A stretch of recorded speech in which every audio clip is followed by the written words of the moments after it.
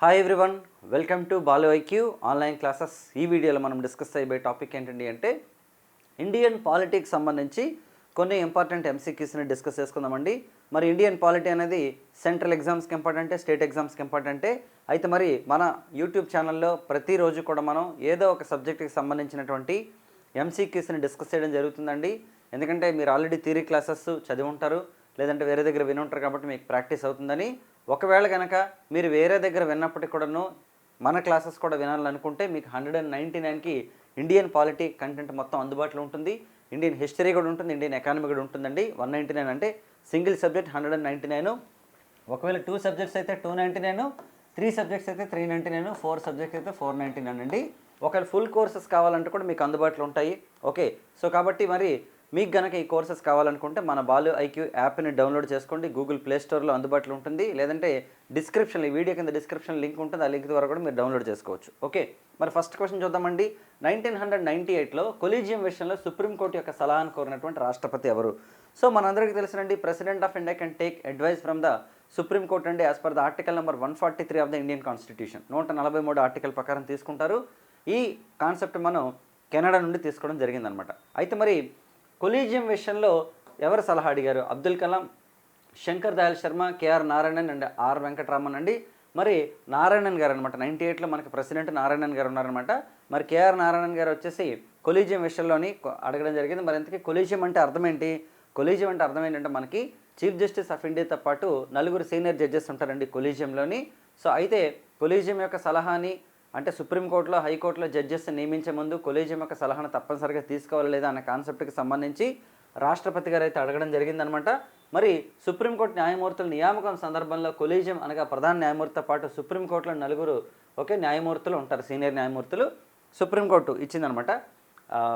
అంటే ఏది అంటే ఆన్సర్ ఇచ్చింది, అంటే ప్రెసిడెంట్ ఆఫ్ ఇండియా అడిగిన దానికి ఆన్సర్ ఇవ్వడం జరిగింది. మరి హైకోర్టు న్యాయమూర్తుల నియామకం సందర్భంలో కొలీజియం అనగా సీజేఐతో పాటు మరో 2 ఉంటారు. అంటే చూడండి, ఇక్కడ సుప్రీంకోర్టులో కనుక నియమించాలి అంటే జడ్జెస్ నియమించాలంటే కొలీజియం యొక్క అనుమతి ఉండాలి కంపల్సరీగా. కొలీజియం చెప్పిన తర్వాతనే ప్రెసిడెంట్ ఆఫ్ ఇండియా అపాయింట్ చేస్తారు వాస్తవానికి. అయితే మరి కొలీజియం రికమెండేషన్ చేసింది అంటే మనకి సుప్రీంకోర్టులో అయితే 4 సీనియర్ జడ్జెస్ ఉంటారు. ఒకవేళ హైకోర్టులో జడ్జెస్ని రికమెండ్ చేయాలంటే 2 సీనియర్ జడ్జిలు, సుప్రీంకోర్టు చీఫ్ జస్టిస్ ఉంటారనమాట యాక్చువల్లీ. మరి అలాగే సుప్రీంకోర్టు హైకోర్టు న్యాయమూర్తుల నియామకం సందర్భంగా రాష్ట్రపతి కొలీజియంను తప్పనిసరిగా సంప్రదించాలి. ఇది చాలా ఇంపార్టెంట్ పాయింట్ ఇది. ఓకేనండి. So before appointing a judge in Supreme Court or high court, president of India should consults with the collegium. ఇది మెయిన్ పాయింట్ అనమాట.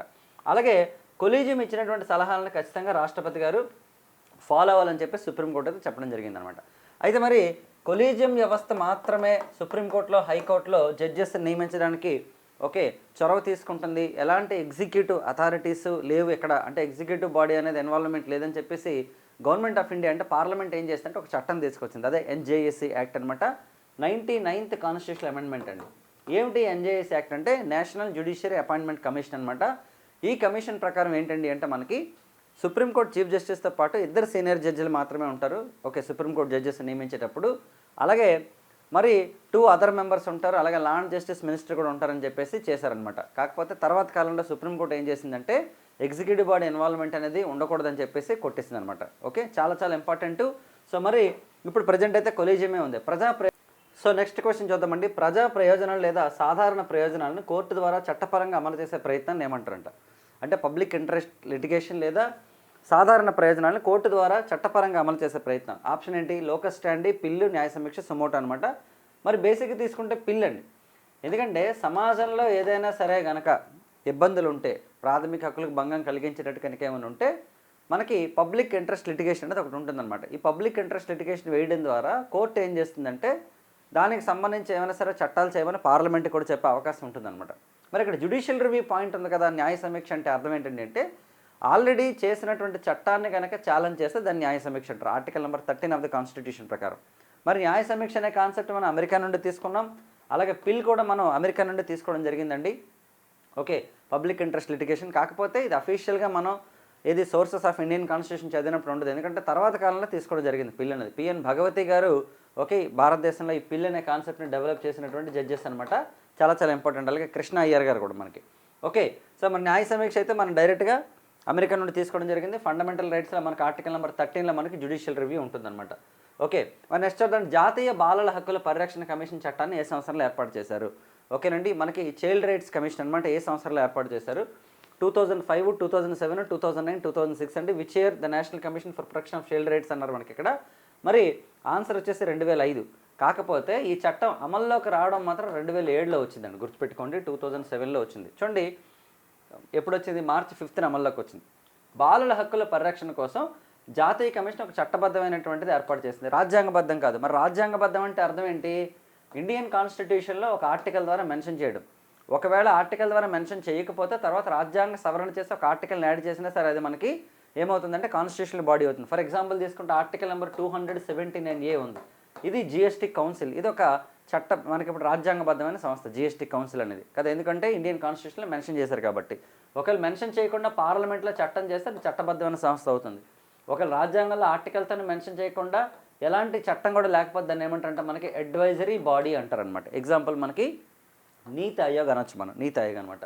మరి బాలల హక్కుల పరిరక్షణ కోసం ఏర్పాటు చేశారండి 2007లో పార్లమెంట్ ద్వారా రూపొందించిన చట్టం మనకి ఓకే బాలల హక్కుల పరిరక్షణ చట్టం ప్రకారం అంటే 2005 ప్రకారం మనకి ఏర్పాటు చేశారు కమిషన్ దేశంలో బాలల హక్కు. సో మరి ఈ చట్టం ఏం చేస్తుంది? బాలల హక్కుల కమిషన్ ఏం చేస్తుంటే మనకి యునైటెడ్ నేషన్స్ ఆర్గనైజేషన్ అనేది మనకి ఒక 2 కన్వెన్షన్స్లో అంటే 2 సార్లు అనమాట. మనకి 1989లో ఒకసారి, 92లో ఒకసారి ఒక కన్వెన్షన్ని రూపొందించిందండి. ఈ కన్వెన్షన్ ప్రకారం ఏంటంటే మనకి 18 ఇయర్స్ కంటే తక్కువ ఉన్నటువంటి వయసు ఉన్న మానవుడిగా నిర్వచిస్తారనమాట ఎవరిని? ఒక పిల్లవాడిని.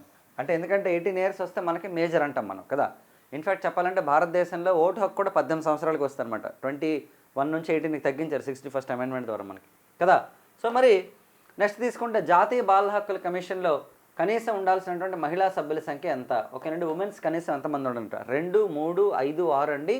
మినిమం 2 మెంబర్స్ ఉండాలండి. ఓకేనండి, మహిళా సభ్యుల సంఖ్య ఎంత అంటే మనకి 2 మెంబర్స్ ఉండాలన్నమాట. మరి ఇది స్వయం ప్రతిపత్తి కలిగినటువంటి సంస్థ అంటే అటానమస్ బాడీ అనమాట.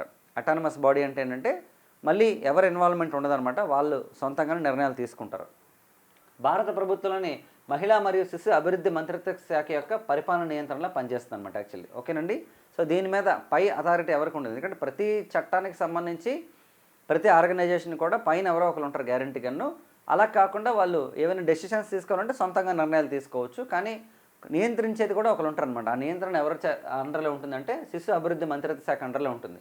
మరి కాంపోజిషన్ అంటే మనకు నిర్మాణం ఎవరెవరు ఉంటారంటే కమిషన్కి ఒక చైర్పర్సన్ ఉంటారు, 6 మెంబర్లు ఉంటారండి. మరి ఈ 6 మెంబర్లో కనీసం 2 మహిళలు ఉండాలి, 2 మెంబర్స్ అనమాట ఉమెన్ ఉండాలన్నమాట. మరి చైర్పర్సన్ పిల్లల సంక్షేమం కోసం విశేష కృషి చేసినటువంటి వ్యక్తి అయి ఉండాలి, ఎవరైతే చైర్పర్సన్గా ఉంటారో వాళ్ళు. ఓకే, చాలా చాలా ఇంపార్టెంట్. మరి నెక్స్ట్ చూద్దామండి. మరి 6 సభ్యులు ఎవరెవరైతే ఉంటారో వాళ్ళకి కొన్ని క్వాలిటీస్ ఉండాలన్నమాట. ఏంటంటే ఒకటి ఎడ్యుకేషను, పిల్లల ఆరోగ్య సంరక్షణ, సంక్షేమం లేదా పిల్లల అభివృద్ధి. ఓకే, అంటే ఎలాంటి వాళ్ళకి అంటే క్వాలిఫికేషన్స్ అయితే ఎలాంటి అనుభవాలు ఉండాలి, ఎలాంటి ఎక్స్పీరియన్సెస్ ఉండాలంటే ఎడ్యుకేషన్లో మంచి నాలెడ్జ్ ఉండాలి, లైక్ ఏంటంటే వాళ్ళు ఒక ఎమినెంట్ పర్సన్స్ అయి ఉండాలి. అలాగే పిల్లల ఆరోగ్య సంరక్షణ విషయంలో, సంక్షేమ విషయంలో ఉండాలి. అలాగే బాల్య న్యాయం లేదా నిర్లక్ష్యం చేయబడినటువంటి అట్టడుగున ఉన్న పిల్లలు లేదా వైకల్యం ఉన్న పిల్లల యొక్క కేసుల్ని డీల్ చేసిన వాళ్ళు అయి ఉండాలి. బాల కార్మికులు లేదా ఆపదలో ఉన్న పిల్లల యొక్క నిర్మూలనకు సంబంధించిన అందులో వాళ్ళు సోషల్ సర్వీస్ చేసి ఉండాలి.